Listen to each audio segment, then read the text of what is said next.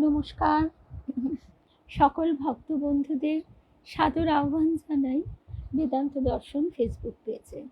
বেদান্ত দর্শন ফেসবুক পেজে আজকে আমরা ভাগবত পাঠ কথা শুনবো। ভাগবত পাঠে আজকে আমাদের ষোড়শতম, অর্থাৎ 16 দিন ধরে আমরা এই ভাগবত কথা শুনছি। ভাগবত কথা শুনছি দামোদর মাস উপলক্ষে। 1 মাস ব্যাপী বেদান্ত দর্শন ফেসবুক পেজের যে নিবেদন ভাগবত কথা, সেখানে আমরা শুনছিলাম কালীয় দমন প্রসঙ্গ। গতকাল শুনেছি, আজকেও আমাদের সেই কালীয় দমন প্রসঙ্গই আছে। কালীয় দমন প্রসঙ্গে বারবার বিশেষ করে গুরুদেবের একটি কথা মনে পড়ে। গুরুদেব বলতেন যে কালীয় নাগের যে বিষ, সে তো আমাদের অন্তরে।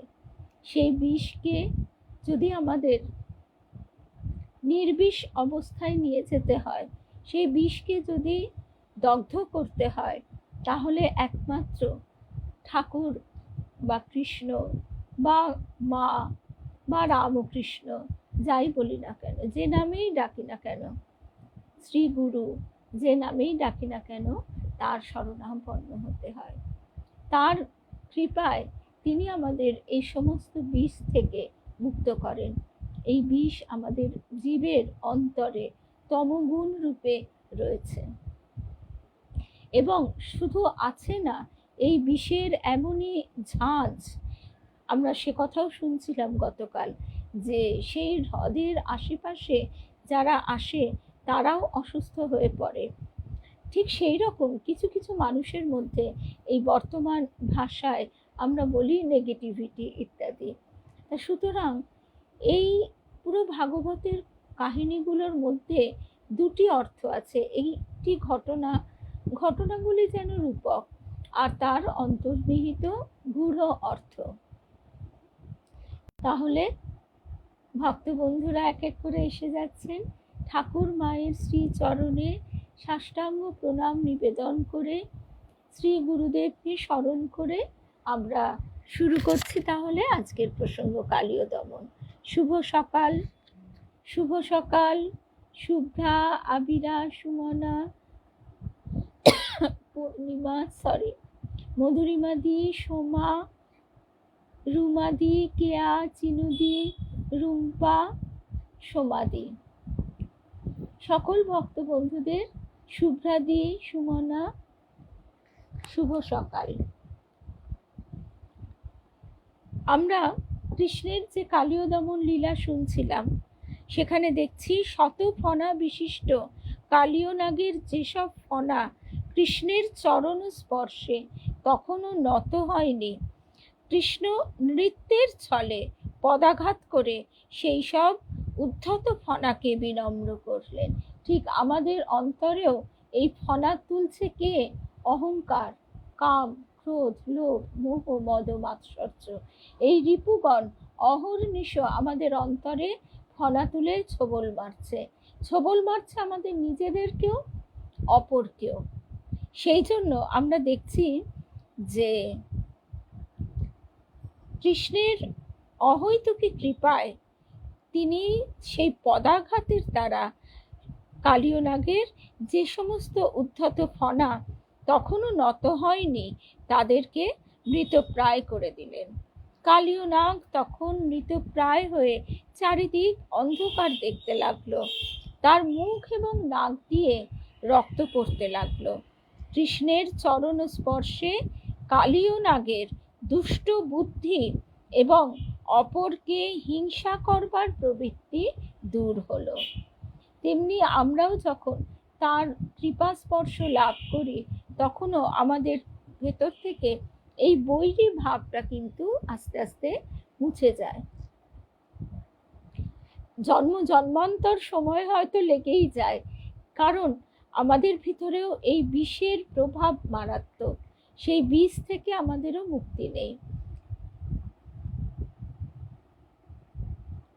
উত্থান একাদশীর প্রসঙ্গটা তো আজকে আমি দেখে রাখিনি, সুতরাং এই অধিকার আমার নেই। উত্থান একাদশী এক বিশেষ একাদশী তিথি, এটা জানি, এবং এই একাদশী পালন করলে বিশেষ ফল লাভ হয়। তবে একটা কথা কি, যে আমি মন্ত্রতন্ত্র কিছুই জানি নে মা, জানি, শুধু জানি এটুক হলো তাই। পরপর কথাগুলো মনে আসছে না, যে আমি শুধু মাকে জানি, আর কিচ্ছু জানি না। মাকে ভালোবাসি, মাকে জানি, সে মাই হন, কৃষ্ণই হন, রামকৃষ্ণই হন, তাকে ভালোবেসে তার চরণ দুটি আশ্রয় করতেই শুধু জানি। শুভ সকাল অনিতা, রূপা, পিয়ালি। লালজির কাছ থেকে ঘুরে এলে পিয়ালি, ঠিক যেন মনে হচ্ছে যে লালজির হাসি মুখখানি আমাদেরকে ছুঁয়ে গেল। মিনুদি, শুভ সকাল। আর এইখানে ভাগবতকার অপূর্ব বর্ণনা দিচ্ছেন, কৃষ্ণ এবং কালীও একে অপরের চারদিকে ঘুরতে লাগলো। তাকে মারবার আগে তাকে পদাঘাত করছে, তো তার যে ফণাগুলি তখনও, তার ফণাগুলি যেগুলি তখনও নম্র নত হয়নি, সেগুলিকে শুভ সকাল। মিনাদি, মিনাদি, মিতা, শুভ সকাল। সেই ফণাগুলিকে তিনি পদাঘাত করে মৃতপ্রায় করে দিলেন। আর তার আগে কৃষ্ণের রূপের বর্ণনাটা ভারী সুন্দর। কৃষ্ণ এবং কালীও একে অপরের চারিদিকে ঘুরতে থাকলে কালীয় নাগ অত্যন্ত পরিশ্রান্ত হয়ে পড়ল। তখন কৃষ্ণ বাঁ হাতে কালীয়র ফণা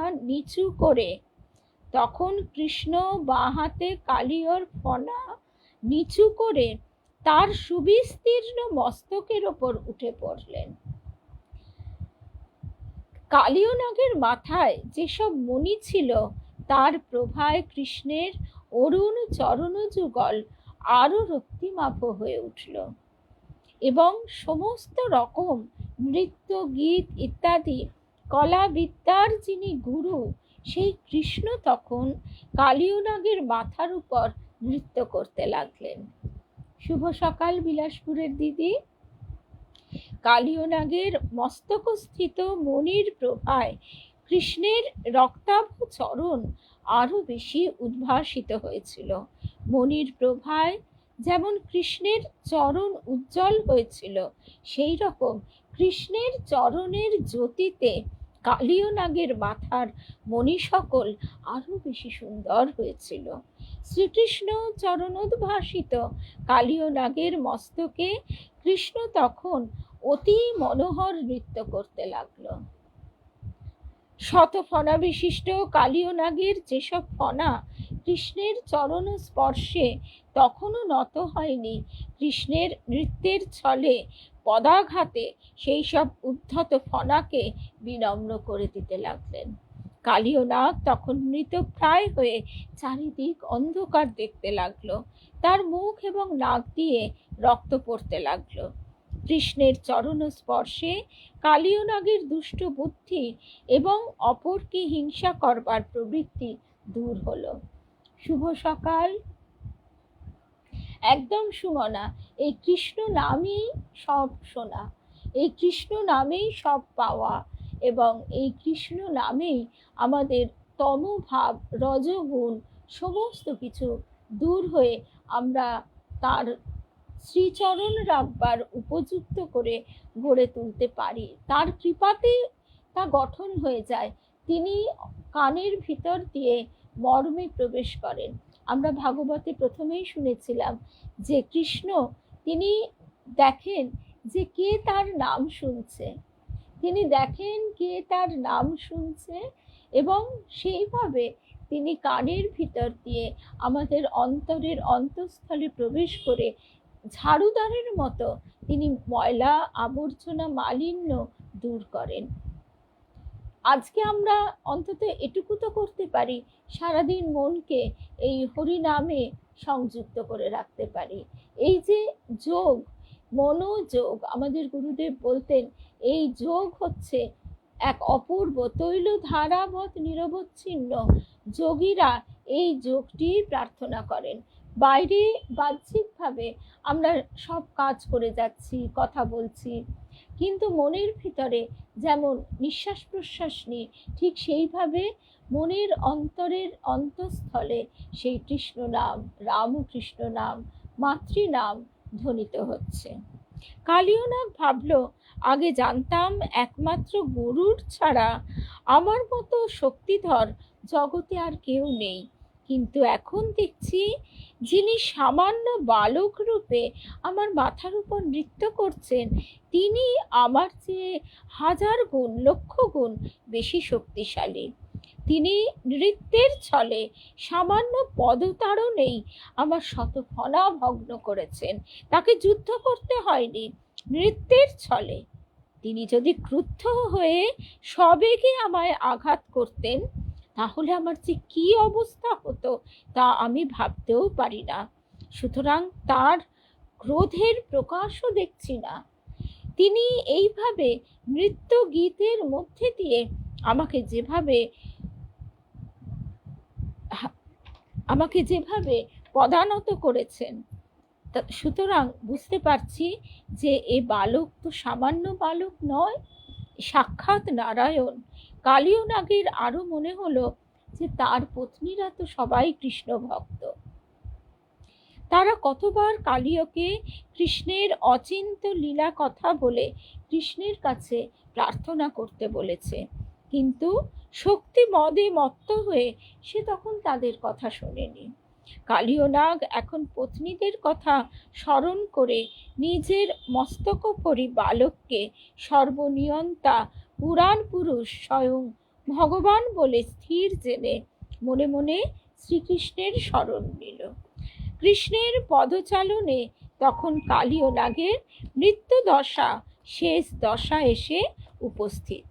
মুখ ফুটে এই কথাটিও তার বলবার ক্ষমতা নেই, হে প্রভু, আমি তোমার হলাম, তোমার চরণে আশ্রয় নিলাম। এটাই হয়, জীবও যখন সারা জীবন তার অহংকারে, তার গর্বে, তার নিজের বহির্মুখী আকর্ষণে মত্ত হয়ে থাকে, কিন্তু যখন শেষ সময়ে এসে সে উপস্থিত হয়, যখন শেষ নিঃশ্বাস ত্যাগ হবার মতন অবস্থা হয়, তখন সে ইচ্ছে থাকলেও কিন্তু আর সেইভাবে তাকে ডাকতে পারে না। সেই শক্তি তখন তো তার ফুরিয়ে গেছে। ঠিক সেই রকম কালীয়নাগেরও এই কথাটি বলারও ক্ষমতা নেই যে, হে প্রভু, আমি তোমার হলাম, তোমার চরণে আশ্রয় নিলাম। সুতরাং মনে মনেই কালীয়নাগ শ্রীকৃষ্ণের আশ্রয় প্রার্থনা করল। অন্তর্যামী ভগবান, অহৈতুকী কৃপাপরায়ণ শ্রীকৃষ্ণ কালীয়র মনের ভাব বুঝে তার অনেক জন্ম সঞ্চিত পাপ রাশি দূর করে তার প্রতি প্রসন্ন হলেন। এদিকে তীরে অবস্থিত ব্রজবাসীদের কাছে কালীয়নাগের মাথার উপর কৃষ্ণের নৃত্য পরম মনোহর হলেও কালীয়র কাছে তো তা ছিল মৃত্যুতুল্য। সুতরাং শ্রীকৃষ্ণ এবার নৃত্য বন্ধ করে অতি লঘুভাবে কুসুম সদৃশ চরণ কালীয়নাগের মাথায় রেখে স্থির হয়ে দাঁড়ালেন। এ যেন তিনি আমাদের তার দিকে ফেরাবার জন্য, আমাদের পাপ স্খলন করবার জন্য কখনো কখনো প্রবল আঘাত দেন, আবার কখনো কখনো ঠিক এইভাবেই কুসুম কোমল ভাবে তিনি আমাদের মনকে আকর্ষণ করে নেন। সমস্ত বিশ্ব ব্রহ্মাণ্ড যার মধ্যে অধিষ্ঠিত, তিনি কার প্রতি ক্রোধযুক্ত হবেন? সবই তো তার। শুভ সকাল কল্যাণীদি, সুস্মিতা, সবই তো তার। তো তিনি কার প্রতি ক্রোধযুক্ত হবেন? অত্যন্ত পীড়িত কালীয়নাগ তার ফণাসমূহ ভগ্নপ্রায় হয়েছে দেখে সে নিজে তখন আস্তে আস্তে অনুভব করছে যে ইনি, এই বালক সাধারণ বালক নয়, অবশ্যই ইনি স্বয়ং নারায়ণ। আর কালীয় পত্নীরা পতির জীবনের আশঙ্কায় অত্যন্ত দুঃখিত হয়ে আলুথালু বেশে সন্তানদের নিয়ে শ্রীকৃষ্ণকে প্রণাম করে তার স্তব করতে লাগলেন। নাগপত্নীদের এই কৃষ্ণ স্তুতি ভক্তি এবং জ্ঞানের চরম সীমা বলা যেতে পারে। কি সুন্দরভাবে এখানে ভাগবতকার আমাদের বোঝাচ্ছেন। নাগপত্নীদের এই কৃষ্ণ স্তুতি ভক্তি এবং জ্ঞানের চরম সীমা বলা যেতে পারে। ভাগবতে যেসব সুন্দর স্তব স্তুতি রয়েছে নাগপত্নীদের এই কৃষ্ণ স্তুতি তার মধ্যে অন্যতম। পতিকে মৃত্যু মুখে পতিত হতে দেখছে, যার দ্বারা হতে দেখছে, তার প্রতি কিন্তু এই কৃষ্ণ পত্নীরা অত্যন্ত নম্র বিনীত শ্রদ্ধাশীল ভাবে বলছেন। এবং আমরা কি হয়, আমরা সাধারণভাবে নিজের দোষ বা আত্মযুক্ত, অর্থাৎ আমার সন্তান, আমার বন্ধু, আমার আত্মীয় পরিজন, যাদের আমরা সামাজিক নিয়মে বলে থাকি, তাদের দোষ আমরা দেখি না। কিন্তু নাগপত্নীরা বলছেন এই মহা অপরাধী কালিয়র প্রতি আপনি যে দণ্ড বিধান করেছেন তা ঠিকই হয়েছে, কারণ দুষ্টের দমনের জন্যই তো আপনার দেহ ধারণ। শত্রু এবং নিজের পুত্রের প্রতি আপনি সমভাবাপন্ন। দুষ্কৃতকারীদের কল্যাণের জন্য, তাদের চরণাশ্রয়ে আনার জন্যই আপনি তাদের শাস্তি দিয়ে থাকেন। কালিয় নাগ কত অপরাধী না করেছে, সে আপনার ভক্ত গরুড়ের প্রতি শত্রু ভাবাপন্ন। সে আপনার বাল্য লীলাস্থলে এসে যমুনার জলকে বিষাক্ত করেছে, যমুনার পাড়ের গাছপালাকে দগ্ধ করেছে, আপনার সখাদের এবং গরু বাছুরদের বিষের জ্বালায় কষ্ট দিয়েছে, এবং সর্বোপরি সে বারবার আপনাকে দংশন করেছে। আপনি দুষ্টের দমন এবং শিষ্টের পালনের জন্য বারবার মৎস্য, কূর্ম, বরাহ প্রভৃতি রূপে পৃথিবীতে অবতীর্ণ হয়েছেন, এবং এবারও আপনি ওই একই উদ্দেশ্যে জন্ম পরিগ্রহ করেছেন। সুতরাং কালিয়র প্রতি দণ্ড বিধান করা আপনার উপযুক্তই হয়েছে। আমরা মেনে নিতে পারি না, আমরা তখন নিজেদের নির্দোষ প্রমাণ করবার জন্য বা নিজের সন্তান, নিজের বন্ধু, এদের থেকে আমরা কিন্তু নির্দোষ প্রমাণ করবার জন্যই সাক্ষ্য দিই। সকলের উপর আপনার সমভাব হলেও পৃথ্বী গর্ভজাত নরকাসুর অপরের উপর অত্যাচার করতে বলে আপনি তাকে বধ করেন। আবার আপনার পরম শত্রু হিরণ্যকশিপুর পুত্র প্রহ্লাদ আপনার পরম ভক্ত। সুতরাং কালিয়র নিগ্রহ যুক্তিযুক্তই হয়েছে এবং এতে সকলেরই মঙ্গল হবে। আপনার পদপ্রহারে কালিয় সকল পাপ থেকে মুক্ত হয়ে আপনার চরণাশ্রয় লাভ করে মহাভক্তে পরিণত হয়েছে। তার এই রূপান্তরের জন্য আপনার শ্রীচরণে আমাদের শতকোটি প্রণাম। কালিয়কে দণ্ড দিয়ে আপনি তার প্রতি মহা অনুগ্রহই করেছেন। নাগপত্নীরা বলছেন, জানি না এই কালিয় পূর্বজন্মে অভিমান শূন্য হয়ে অপরের প্রতি সম্মান প্রদর্শন করে এমন কি তপস্যা করেছিল অথবা ধর্মের অনুষ্ঠান করেছিল যার জন্য আপনি সর্বাত্মা হয়েও এর উপর এত প্রসন্ন হয়েছেন। ভগবান কালিয়র মাথায় পদাঘাত করে তাকে তো প্রায় শেষ করেই দিয়েছেন। নাগপত্নীরা এর মধ্যে কালিয়র প্রতি ভগবানের কৃপা দেখছেন। সাধারণ জীবের থেকে এদের পার্থক্য, এদের মানে কালিয় পত্নীদের পার্থক্য তাহলে কোথায়, সেই কথা এবার আমরা শুনব। আপনার চরণধূলার স্পর্শের অধিকার পাওয়ার জন্য আপনারই প্রেয়সী লক্ষ্মী দেবী সকল কামনা বাসনা ত্যাগ করে বহুকাল ধরে কঠোর তপস্যা করেছিলেন। হে দেব, আপনার সেই পরম দুর্লভ লক্ষ্মী বাঞ্ছিত শ্রী চরণ স্পর্শের অধিকার এই কালিও কোন পুণ্যের ফলে লাভ করলো তা আমরা বুঝতে পারি না। শুদ্ধ ভক্তের প্রতি আপনি সুপ্রসন্ন তা আমরা জানি, কিন্তু এই কালীও তো কখনো আপনার ভক্ত ছিল না। এইখানেই সাধারণ জীবের সঙ্গে কালীয়র পত্নীদের কৃষ্ণের প্রতি মনোভাবের একটা বিরাট পার্থক্য আমরা দেখতে পাচ্ছি। বহু সময় বহু ক্ষেত্রে দেখা যায় যে সারা জীবন পুজো আচ্ছা জপ ধ্যান অনেক কিছু করলো, করেও সে একটা এমন কোনো একটা ঘটনায় আঘাত পেল যে সঙ্গে সঙ্গে সে বলল, আমি এতদিন যা করেছি সব ভুল, সব মিথ্যে, ভগবান বলে কিছু নেই। কালীয় পত্নীদের এইখানেই সাধারণ জীবের থেকে তফাৎ। ভক্ত শ্রেষ্ঠ প্রহ্লাদ, ধ্রুব, নারদ এরা সকলেই আপনাকে লাভ করেছেন, কিন্তু তারা তো আপনাকে লাভ করবার উপযুক্ত আধার। কালীয়র মতো কেউ তো আপনার শ্রীচরণে মস্তক ধারণ করতে সমর্থ হয়নি। তা সত্ত্বেও তারা আপনাকে লাভ করবার উপযুক্ত আধার, তারা আপনাকে লাভ করেছেন, সন্দেহ নেই। কিন্তু কালীয়র মতো কেউ তো আপনার শ্রীচরণ মস্তকে ধারণ করতে সমর্থ হয়নি।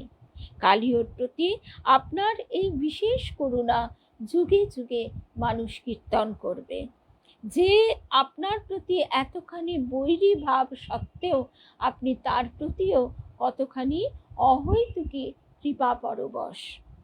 মহাপ্রলয়ের সময় অনন্তদেব নিজের শরীরকে আপনার শয্যার জন্য প্রস্তুত করলে আপনি শেষশায়ী রূপে লক্ষ্মীর কোলে নিজের শ্রীচরণ রেখে শয়ন করেন।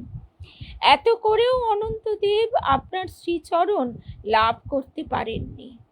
আপনার নাভি কমল থেকে ব্রহ্মার উদ্ভব, তিনিও আপনার চরণ স্পর্শের অধিকার পাননি। অন্যের আর কি কথা। আমরা সম্পদ তব শ্রীপদ, এখানে দেখছি ওই যে আমাদের গুরুদেব বারবার বলতেন, এ যুগে এবারে সব আলাদা। তিনি ভক্তের পিছনে পিছনে দৌড়চ্ছেন। তিনি প্রতাপ হাজরাকে জোর করে পদসেবা করিয়ে নিচ্ছেন। সেদিনও বলছিলাম, পিয়ালি বলছে নিজেই হেসে হেসে মরে যাচ্ছে, সে লুকিয়ে পড়ছে, পালিয়ে যাচ্ছে, ঠাকুর খুঁজে পেতে এনে চরণ সেবা করিয়ে নিচ্ছেন। আপনারই প্রেয়সী লক্ষ্মী দেবী নারায়ণ রূপে আপনার চরণ সেবা করেন, কিন্তু তিনিও কৃষ্ণ রূপে আপনার চরণ সেবার অধিকার লাভের জন্য বৃন্দাবনে তপস্যা করেছিলেন। লক্ষ্মী দেবী যদিও জানতেন যে স্বরূপত নারায়ণ এবং কৃষ্ণ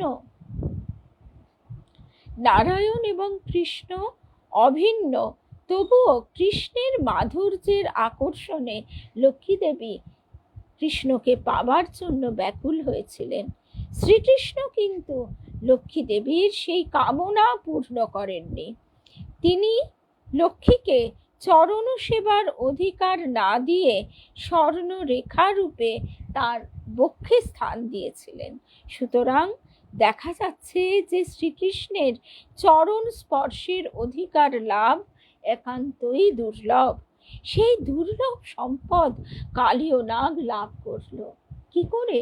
এ তো আপনার কৃপা করুণা ছাড়া আর কিছুই ব্যাখ্যা পাওয়া যায় না।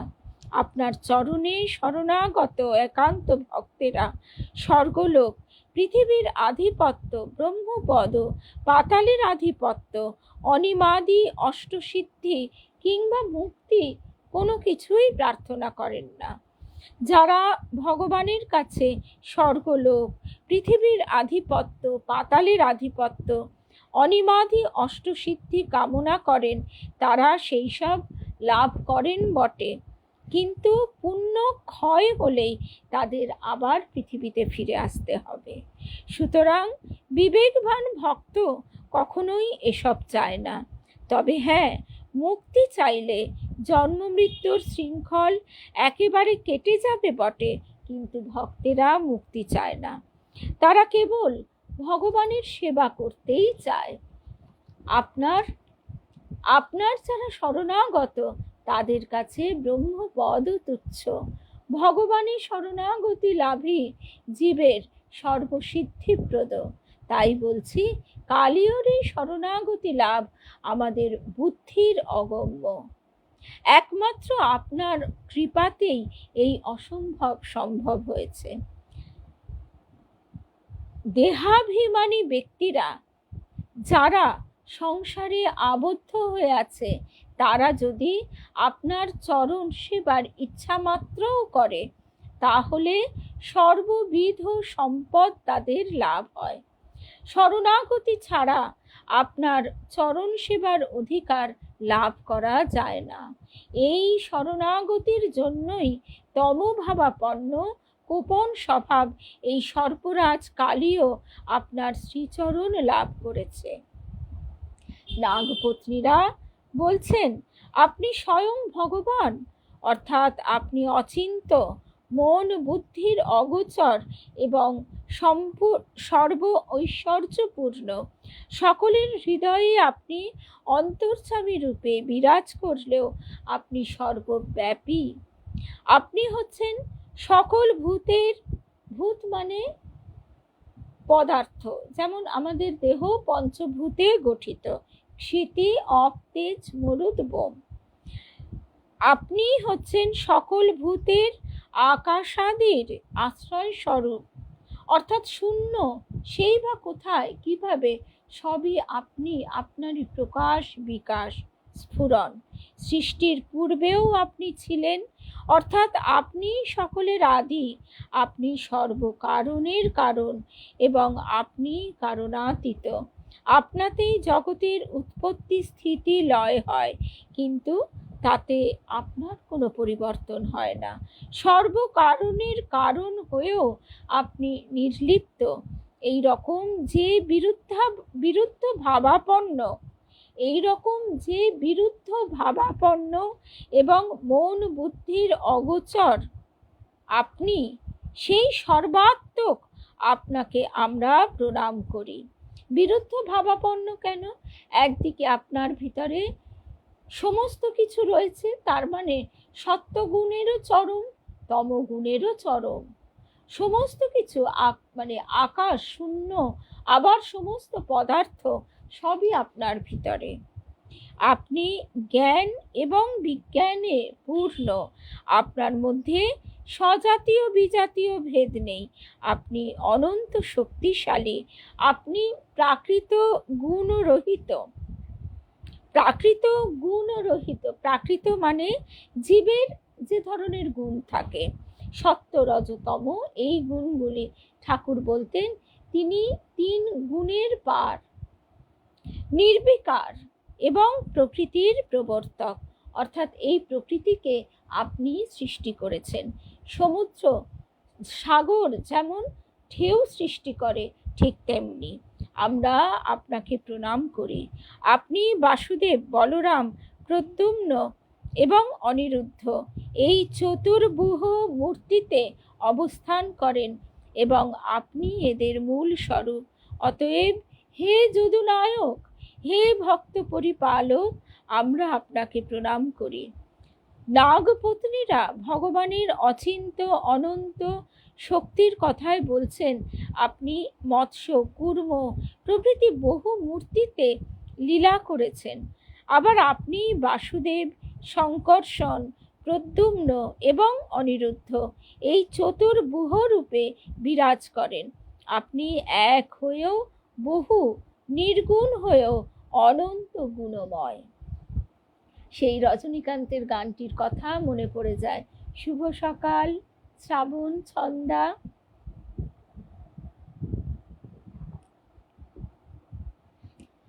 তুমি অরূপ স্বরূপ, সগুণ নির্গুণ, দয়াল ভয়াল হরি হে। সেখানে ভক্ত কবি বলছেন যে আমার এত কিছু জানবার বোঝবার কিচ্ছু দরকার নেই, আমি জানি তুমি আমারই দেবতা, তাই আমি হৃদয়ে ধরি হে। তুমি আমার দেবতা, তাই আমি হৃদয়ে ধরি হে। হে ভগবান, পিতা যেমন তার পুত্রের অপরাধ অন্তত একবারও ক্ষমা করেন, সেই রকম আপনি পালন কর্তা। আপনারই সৃষ্টি করা এই কালীয় নাগের অপরাধ আপনার ক্ষমা করা উচিত। হে শান্ত মূর্তি, কালীয় নাগ একে তামস প্রকৃতির, কালীয় নাগ একে তামস প্রকৃতির, তার উপর আপনার স্বরূপ সম্পর্কে অজ্ঞ, সুতরাং সে তো আপনার ক্ষমার পাত্র। হে ভগবান, হে পরম দয়াল, কালীয়র মৃত্যু সময় উপস্থিত হয়েছে, তাকে ক্ষমা করুন। আমরা সর্পকুলে জন্মেছি, তার উপর স্ত্রী জাতি, সুতরাং সাধুদের অনুগ্রহের পাত্র। আপনি কৃপা করে আমাদের পতির প্রাণ ভিক্ষা দিয়ে আমাদের রক্ষা করুন। নাগপত্নীরা বলে চলেছেন, আপনার বিষয়ে কালীয়র কোনো জ্ঞান নেই, তার উপর সে তমগুণ প্রধান সর্পকুলে জন্মেছে, সুতরাং তার প্রকৃতি অনুযায়ী সে অন্যায় করেছে, কিন্তু আপনি তো তার মস্তকে শ্রীচরণ রেখেছেন, সুতরাং সে তো আপনার ভক্ত হয়েই গেছে, মুক্তি তার অবধারিত। সর্পদেহে সে অপরাধ করেছে, তার জন্য আপনি যদি তাকে মৃত্যুদণ্ডও দেন তবে তার বিশেষ কোনো ক্ষতি হবে না, পরম অমঙ্গল হবে আমাদেরই। আমাদের যে কি গতি হবে আপনি বলুন।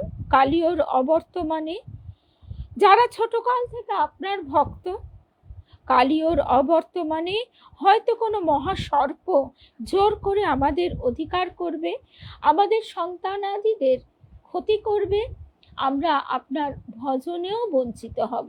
তাই বলছি, হে ভগবান, আপনি কৃপা করে কালীয়কে ক্ষমা করলে আমাদেরই প্রাণ ভিক্ষা দেওয়া হবে। আপনি আর্তের আশ্রয়, আমরা আর্ত, আপনার শরণাপন্ন, কালীয়র প্রাণ দান করে আমাদের রক্ষা করুন। হে প্রভু, আমরা আপনার দাসী, এখন আমাদের কি করা উচিত তাই বলুন। যারা শ্রদ্ধার সঙ্গে আপনার আদেশ পালন করে তারা সর্বপ্রকার ভয় থেকে মুক্ত হয়। নাগপত্নীরা শ্রীকৃষ্ণের শরণাগত হয়ে কালীয় নাগের প্রাণ ভিক্ষা করে পরিশেষে বললেন, আমাদের অন্তরের প্রেরণায় আমরা এতক্ষণ যা বললাম তাতে আমাদের যথার্থ কল্যাণ হবে কিনা জানি না, তাই বলছি আপনি কৃপা করুন, কৃপা করে আমাদের বলুন যাতে আমাদের মঙ্গল হবে। আপনার আদেশ পালনকেই আমরা জীবনের শ্রেষ্ঠ কর্তব্য বলে মনে করি। নাগপত্নীদের ভক্তি এবং যুক্তিপূর্ণ কথায় শ্রীকৃষ্ণ অত্যন্ত খুশি হলেন। সুখদেব বললেন, নাগপত্নীরা এইভাবে ভক্তি ভরে শ্রীকৃষ্ণের স্তুতি করলে তিনি তখন পদাঘাতে ভগ্ন মস্তক এবং মূর্ছিত প্রায় কালীয়র মস্তক থেকে নেমে দাঁড়ালেন। কালীয় নাগ তখন ধীরে ধীরে তার জীবনী শক্তি লাভ করে এবং দীর্ঘ নিঃশ্বাস ত্যাগ করে জোর হাতে শ্রীকৃষ্ণকে বলতে লাগলো, হে নাথ, হে সর্বেশ্বর, আমরা জন্ম থেকেই খল প্রকৃতির, তমভাবাপন্ন, গোপন স্বভাবের। জীবের পক্ষে স্বভাবকে অতিক্রম করা অত্যন্ত কঠিন। এই স্বভাব থেকেই যা চিরস্থায়ী হয় সেই রকম দেহগেহকে আমি আমার বলে মনে করে জীব মায়ায় মোহিত হয়। অর্থাৎ এই দেহরূপ গৃহ, এখানে আমরা কিছুদিন আছি, এটাকেই আমি আমার মনে করছি। হে বিশ্বপিতা, আপনারই এই সৃষ্ট জগতে আমরা অতি গোপন স্বভাব সর্প হয়ে জন্মেছি এবং আপনারই মায়ায় মুগ্ধ হয়ে রয়েছি, সুতরাং আপনার কৃপা ছাড়া নিজের শক্তিতে কেমন করে আমরা আপনার মায়াকে অতিক্রম করব, এই যে একেবারেই অসম্ভব। আপনি সকলের স্বভাবই জানেন, আপনি সকলের স্রষ্টা এবং নিয়ন্তা, আপনি এই মায়ার বন্ধনের এবং মুক্তির কারণ, আপনি এই মায়ার বন্ধনের এবং মুক্তির কারণ, সুতরাং আপনাকে বলার আর কি থাকতে পারে। আমাদের প্রতি অনুগ্রহ অথবা নিগ্রহ যা আপনার ইচ্ছা তাই করুন। এবার দাপর থেকে আমরা ফিরে আসি এই যুগ সন্ধিক্ষণে। আজকে এখানে এই অবধি শুনলাম, আর তারপরে আরো কথা আছে কৃষ্ণ কি বলছেন এবং শ্রীরূপ গোস্বামী তার স্তবমালা গ্রন্থে কিভাবে ব্যাখ্যা করেছেন সেসব কথাও আমরা শুনব আগামীকাল। এবং তারপরে আমরা কৃষ্ণের আরও একটি কোনো লীলাতে, ছোট একটা কোনো লীলাতে অংশগ্রহণ করব। অংশগ্রহণ এইভাবেই করা যায়, তার লীলা যতক্ষণ আমরা পঠন, শ্রবণ, অনুধ্যান করি, আমরা তার কৃপায় তারই অংশ হয়ে যাই। আচ্ছা, এরপরে আমরা বলছিলাম যে কথা, যে আমরা দাপর থেকে এবার যুগ সন্ধিক্ষণে ফিরে আসি। কলি বলা যায় না, কারণ কলির শেষ। ঠাকুরের জন্ম থেকে সত্য যুগের আরম্ভ হয়েছে, অর্থাৎ দুটি যুগের যে একটা ট্রানজিশন পিরিয়ড, একটা ধাক্কা লাগছে, সেটা আমরা বুঝতে পারছি। আমাদের গুরুদেব ব্যাখ্যা করতেন যে যখন একটা পচা পাঁককে নতুনভাবে গঠন করা হয়, তার রূপান্তর হয়, তখন সেই পচা পাঁকগুলিকে তুলতে হয়, নতুন মাটি ফেলতে হয়, নতুন গৃহ নির্মাণ, ফল ফুলের বাগান করতে হয়। মানুষ যারা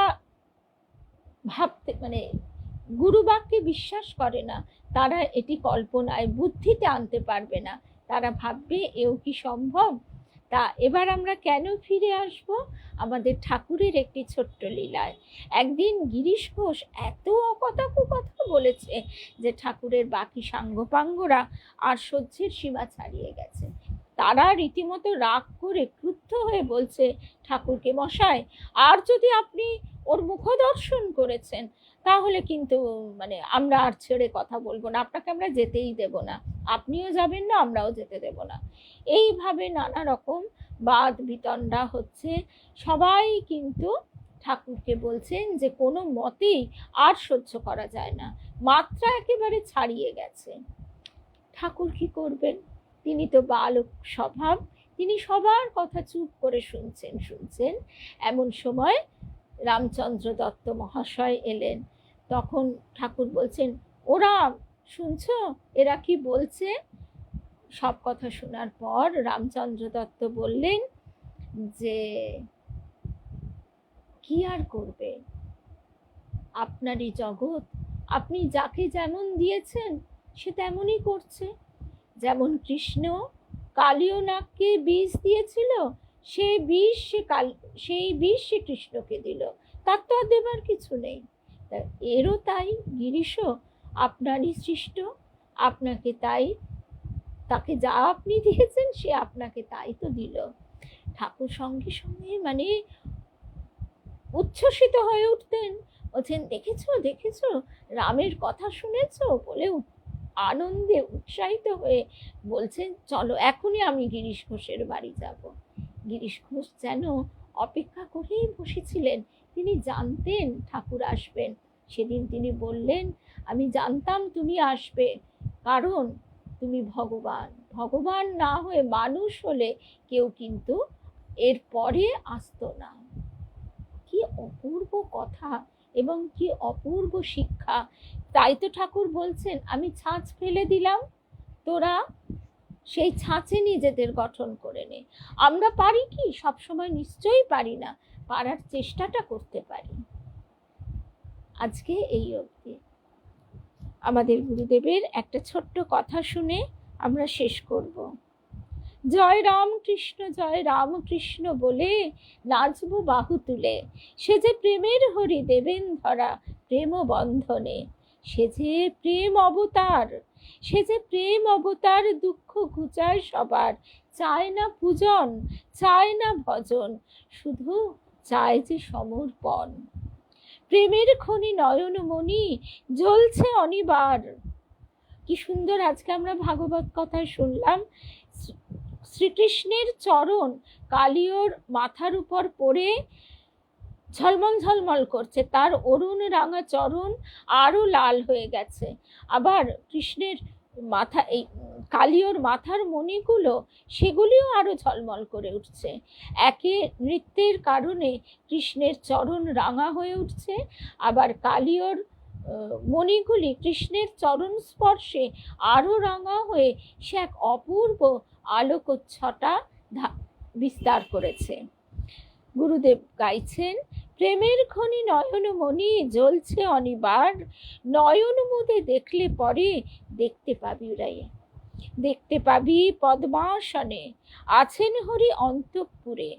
প্রেমের খনি নয়ন মনি জ্বলছে অনিবার, নয়ন মুদে দেখলে পরে দেখতে পাবি রে, দেখতে পাবি পদ্মাসনে আছেন হরি অন্তঃপুরে। আবার জীব মাঝে সর্বক্ষণ রামকৃষ্ণ ঠাকুর সে যে সুমধুর, ভাবের ঘরে থাকবি সদা দেখবি সর্বক্ষণ। জয় রামকৃষ্ণ, জয় রামকৃষ্ণ, জয় রামকৃষ্ণ।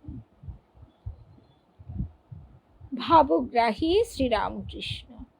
আমাদের গুরুদেবের এই ছোট্ট লেখাটা দিয়ে আজকে আমরা শেষ করছি। হ্যাঁ গো, লালজির দর্শন 5 তারিখ 5 নভেম্বর 4টে থেকে 8:30 পর্যন্ত স্কুল বাড়িতে ছেলে মেয়ে সবাই, সব ভক্তদের তিনি সেই দিন অকাতরে দর্শন দেন, কিন্তু ছবি তোলা কঠোরভাবে নিষিদ্ধ।